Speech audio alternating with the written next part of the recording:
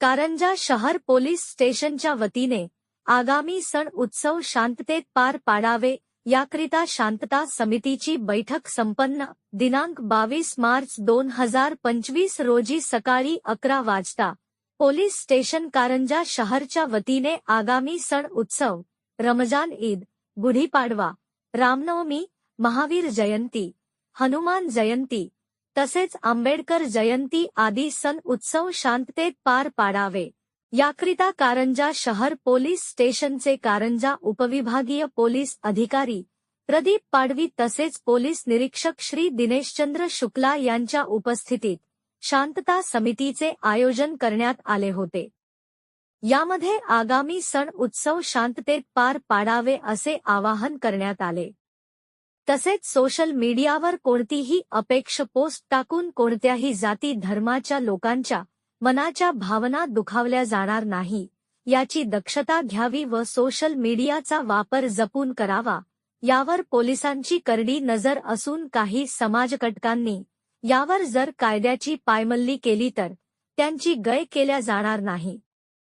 त्यांच्यावर दंडात्मक कारवाई करून त्यावर गुन्हा नोंदवण्यात येणार याकरता पोलीस प्रशासनाला सहकार्य करावे। प्रशासन आपलाच मदतीकरिता पोलीस प्रशासनाला संपर्क करावे असे आवाहन कर्तव्यदक्ष ठाणेदार दिनेशचंद्र शुक्ला यांनी कारंजेकरांना केले।